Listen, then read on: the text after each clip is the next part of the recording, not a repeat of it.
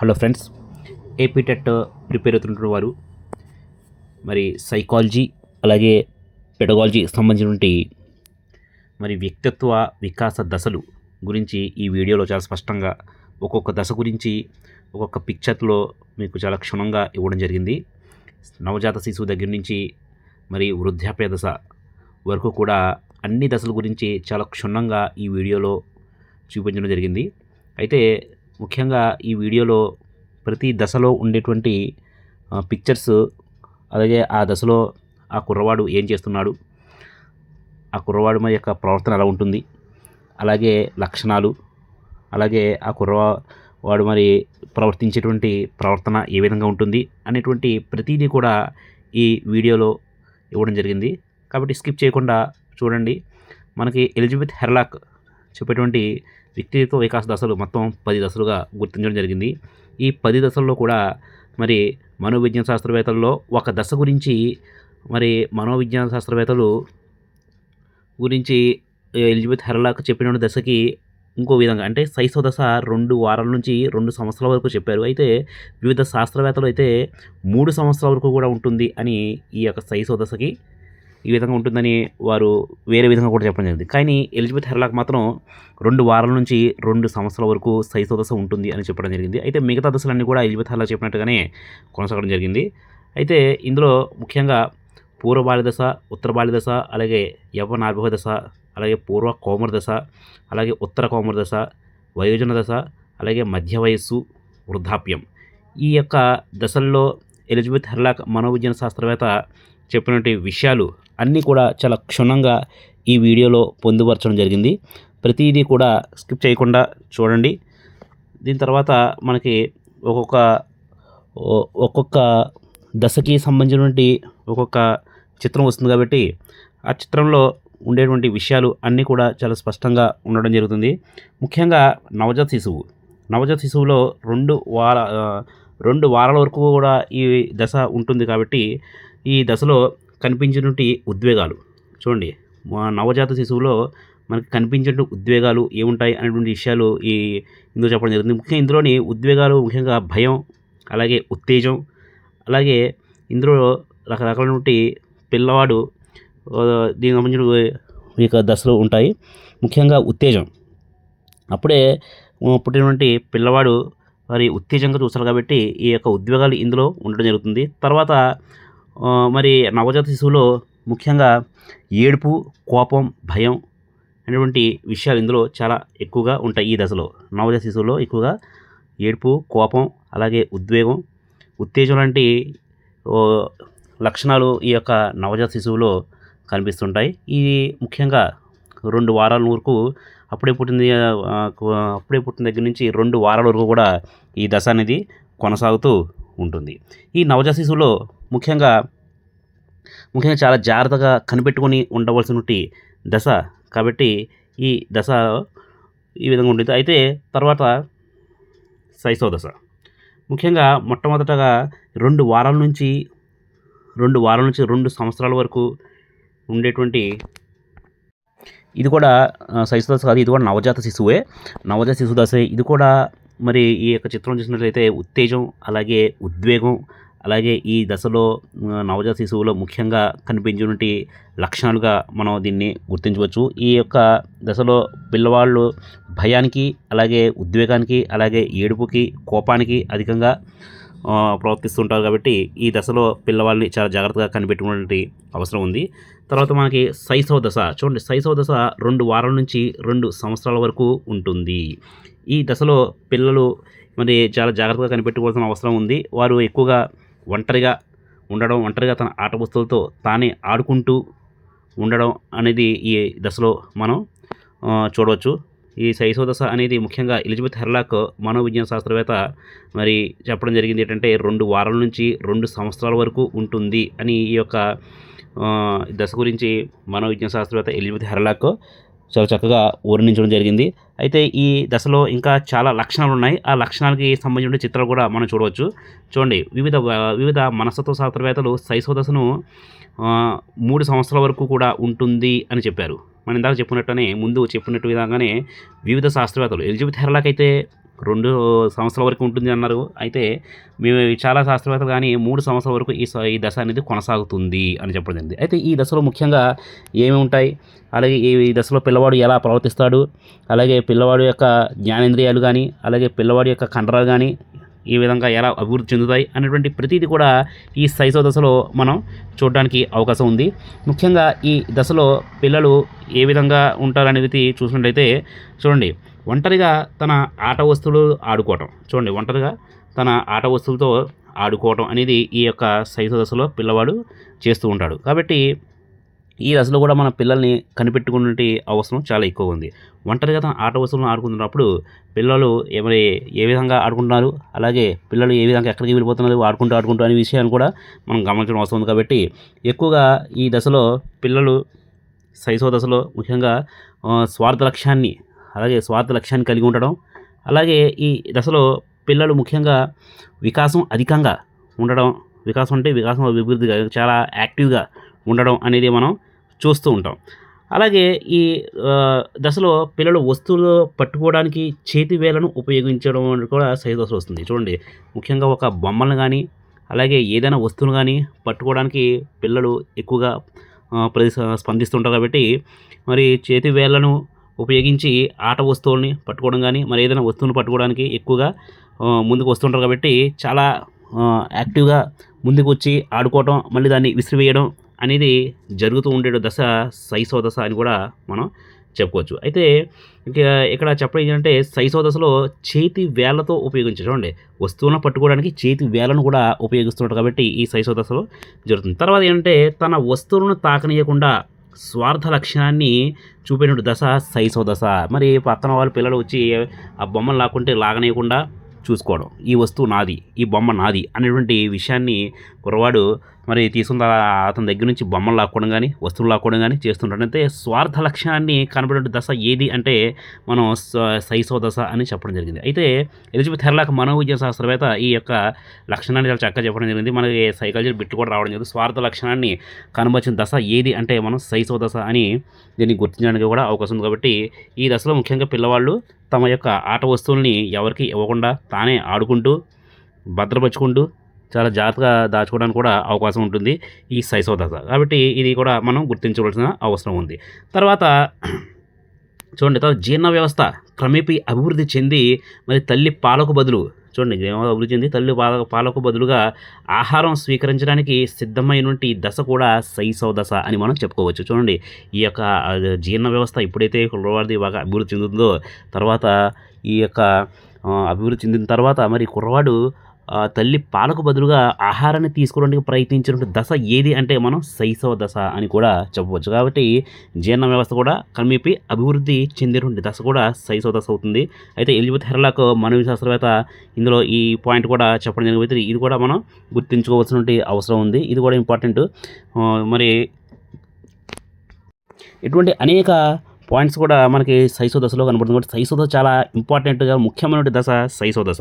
అయితే చూడండి, ఇది ఎక్కువగా ఈ శైశవ దశలో ఎక్కువ రోగాలు తాకిన దశ ఏది అంటే శైశవ దశ. చూడండి, ఎక్కువగా ఈ శైశవ దశలో పిల్లవాడికి జ్వరాలు రావచ్చు, అలాగే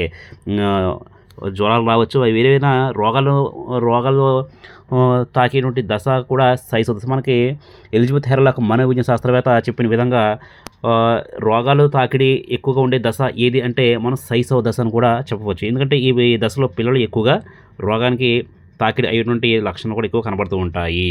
తర్వాత శిశువులో శైశవ దశలో కూడా పిల్లవాడు ఎక్కువగా స్పందన ఏంటంటే ఏడుపు. ఎక్కువగా ఏదైనా సరే అది మంచిగా కావచ్చు, చెడుగా కావచ్చు, ఏడవడం అనేది చాలా ఎక్కువగా జరుగుతూ ఉంటుంది.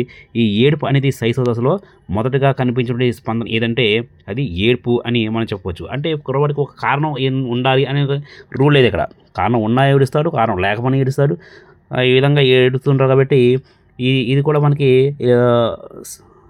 ఇది కూడా మనకి శైశవ దశలో మొదటగా కనిపించిన ప్రతిస్పందన ఏది అంటే మనం ఏడుపు అనేటువంటి విషయాన్ని కూడా మనం గుర్తించాలి. అంటే పిల్లలు ఒక ఆట వస్తువులు తీసుకున్నప్పుడు కానీ, అలాగే కుర్రవాడు ఏడుస్తున్న సందర్భంలో రకరకాలుగా స్పందిస్తుంటారు. ఒకసారి అన్నం విషయంలో గానీ, ఒకసారి బొమ్మల విషయంలో గానీ, ఒకసారి పడుకునే విషయంలో గానీ రకరకాలవంటి వాళ్ళు ఏడుపుకి కారణాలు లేవు కాబట్టి రకరకాలుగా ఏడుస్తున్నారు కాబట్టి మరి శైశవ దశలో మొదటగా కనిపించిన స్పందన ఏది అంటే మనం ఏడుపు అని చెప్పవలసిన అవసరం ఉంది. అయితే చూడండి శైశవ దశలో మళ్ళీ మరొకటి విషయం ఏంటంటే జ్ఞానేంద్రియాల వికాసం అధికంగా ఉండేటువంటి దశ శైశవ దశ. జ్ఞానేంద్రియ వికాసం కూడా చాలా ఫాస్ట్‌గా, చాలా స్పీడ్‌గా గ్రో అయ్యేటువంటి దశ కూడా శైశవ దశ అని మనకి ఎలిజబెత్ హెర్లాక్ మనోవిజ్ఞాన శాస్త్రవేత్త ఇందులో చాలా స్పష్టంగా చెప్పడం జరిగింది. ఇది కూడా మనకి సైకాలజీలో ఈ విధంగా అడగడం జరుగుతుంది. జ్ఞానేంద్రియ వికాసం ఎక్కువగా అభివృద్ధి చెందిన దశ ఏది అంటే మనం శైశవ దశ అని కూడా గుర్తించడం అవసరం ఉంది. ఈ శైశవ చాలా ఇంపార్టెంట్ కాబట్టి ఈ శైశవ దశలో ముఖ్యంగా ఇటువంటి జీర్ణ వ్యవస్థ గానీ, అలాగే శిశువు యొక్క స్వార్థ లక్ష్యాన్ని కనబడే దశ గానీ, అలాగే శిశువు కనిపించినటువంటి స్పందన కానీ ఇవన్నీ కూడా చూపిస్తున్నాడు. అలాగే శిశువు జననం నుండి 3 సంవత్సరాల వరకు కొనసాగే దశ శైశవ దశ అని కూడా మనం ఇక్కడ మళ్ళీ ఇంకో చిత్రంలో చూసినట్లయితే 3 సంవత్సరాలు చూడండి 3 సంవత్సరాల నుంచి 3 సంవత్సరాల వరకు కూడా ఈ దశ అనేది కొనసాగుతుంది. అక్కడ మనకి ఎలిజబెత్ హెర్లాక్ అయితే 2 వారాల నుంచి 2 సంవత్సరాల వరకు కొనసాగుతుంది అన్నాడు. కానీ మనోవిజ్ఞాన శాస్త్రవేత్తలు చాలామంది మరి 3 సంవత్సరాల వరకు కూడా ఈ దశ కొనసాగుతుంది. ఈ 3 దశల్లో కూడా పిల్లవాడు రకరకాలైనటువంటి స్పందన కానీ, రకరకాలైనటువంటి లక్షణాలు కానీ, రకరకాలైనటువంటి స్పందనలు కానీ, ప్రతిస్పందనలు కానీ చూపిస్తుంటారు. కాబట్టి ఈ దశ చాలా చాలా ఇంపార్టెంట్ దశ. ఈ శైశవ దశ గురించి దగ్గర దగ్గర ఒక 2-3 బిట్స్ కూడా అడగడానికి అవసరం కాబట్టి ఈ శైశవ దశలో పిల్లవాడి యొక్క స్వార్థ లక్షణం కానీ, జ్ఞానేంద్రియాల వికాసం కానీ, అలాగే శిశువుల ఎముకలు, కండరాలు నెమ్మదిగా అభివృద్ధి చెందేటువంటి దశ కానీ ఇవన్నీ కూడా మనం సమన్వయంగా అన్వయం చేసుకుంటే 3 సంవత్సరాల వరకు ఈ యొక్క దశ అనేది కొనసాగుతూ ఉంటుంది. తర్వాత పూర్వ బాల్య దశ చూడండి. పూర్వ బాల్య దశలో 3 సంవత్సరాల నుంచి 5 సంవత్సరాల వరకు ఈ యొక్క దశ ఉంటుంది. ఈ దశలో ఉద్వేగం తీవ్రంగా అధికంగా ఉంటుంది. చూడండి పూర్వ బాల్య దశలో పిల్లలు ఏ విధంగా ప్రవర్తిస్తారు అంటే ఉద్వేగ తీవ్రత అనేది చాలా అధికంగా ఉంటుంది. కాబట్టి దీనిని మనం వివిధ రూపాల్లో కూడా వాళ్ళు ప్రకటిస్తూ ఉంటారంట. 1 కాదు, 2 కాదు. ఒక్కొక్కసారి చాలా యాక్టివ్గా ఉంటారు, ఒకసారి చాలా బాధగా ఉంటారు, ఒక్కొక్కసారి రకరకాలుగా ఉంటే విషయాలు మనకి ఈ యొక్క పూర్వ బాల్య దశలో కనిపిస్తుంటుంది. కాబట్టి ఎలిజబెత్ హెర్లాక్ 3 సంవత్సరాల నుంచి 5 సంవత్సరాలకు కొనసాగినటువంటి దశ ఏది అంటే మనం పూర్వ బాల్య దశగా దీన్ని మనం గుర్తించవచ్చు. అయితే పూర్వ బాల్య దశలో ఉద్వేగ తీవ్రత వివిధ రూపాలలో ప్రకటిస్తారు. వివిధ రూపాలు అంటే ఒక రూపం కాదు, వాళ్ళ యొక్క విషయాలు అంటే తరగతి గదిలో జరిగిన విషయాలు కావచ్చు, లేకపోతే బయట జరిగిన విషయాలు కావచ్చు, అన్నీ కూడా వాళ్ళు రకరకాలుగా వాళ్ళు దాన్ని స్పందిస్తారు. కాబట్టి వాళ్ళ యొక్క ఉద్వేగం కానీ, అలాగే వివిధ వివిధ రూపాలలో ఆ యొక్క ఉద్వేగాలు అన్నీ కూడా చూపించడానికి అవకాశం ఉంది. అలాగే యవ్వన ఆవిర్భావ దశ చూడండి. యవ్వన ఆవిర్భావ దశ అయితే 11 నుంచి 21 సంవత్సరాల వరకు ఈ దశ అనేది కొనసాగుతుంది. ఎలిజబెత్ హెర్లాక్ యవ్వన ఆవిర్భావ దశ 11 నుంచి 21 సంవత్సరాల వరకు ఇది శారీరక మార్పులు ప్రారంభమయ్యేటువంటి దశ. ఒక దశ నుంచి ఒక దశ వరకు క్రమేపీ మారుతూ 11 సంవత్సరం నుంచి 21 సంవత్సరాల వరకు యవ్వనార్భ దశ అని చెప్పి ఎలిజబెత్ హెర్లాక్ మనోవిజ్ఞాన శాస్త్రవేత్త చాలా చక్కగా ఇందులో చెప్పడం జరిగింది. యవ్వనార్భ దశలో ముఖ్యంగా శరీర మార్పులు ఈ యొక్క వయసులోనే పిల్లల యొక్క గొంతు మారడం జరుగుతుంది. అలాగే ముఖ కవలికలు మారడం జరుగుతుంది.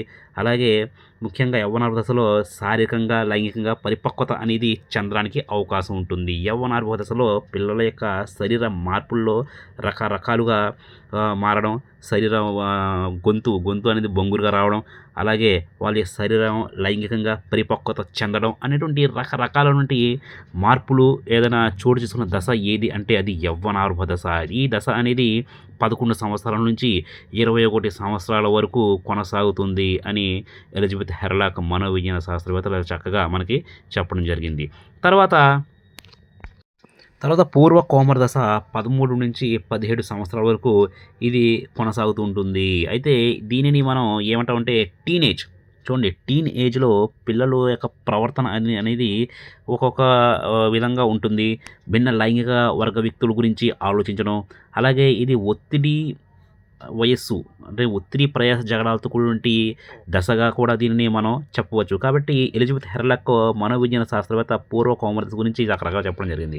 ఈ దశలో ముఖ్యంగా పూర్వ కోమర దశ లాంటి దానిలో టీనేజ్లో ఉన్న లైంగిక వర్గ వ్యక్తుల గురించి ఆలోచించడం, అలాగే ఒత్తిడి ఎక్కువగా ఉండడం, అస్థిరమైనటువంటి దశలో ఉండడం, ఒక్కొక్కసారి చాలా ఆనందంగా, ఒక్కొక్కసారి చాలా బాధగా, అలాగే ఒత్తిడిలో ఉండడం అనేటువంటి రకరకాలైనటువంటి స్పందనలు కూడా ఈ దశలో పిల్లల యొక్క భావాలని మనం గమనించవచ్చు. కాబట్టి దీనిని పూర్వ కోమల దశ అని చెప్పి ఎలిజబెత్ హెర్లాక్ 13-17 సంవత్సరాల వరకు ఈ దశ అనేది కొనసాగుతుందని చెప్పి మనోవిజ్ఞాన శాస్త్రవేత్త చాలా చక్కగా ఈ దశలో చెప్పడం జరిగింది. అయితే ఈ టీనేజ్‌లో పిల్లల యొక్క ప్రవర్తన అనేది వ్యక్తుల గురించి ఆలోచించడం కూడా జరుగుతుంది.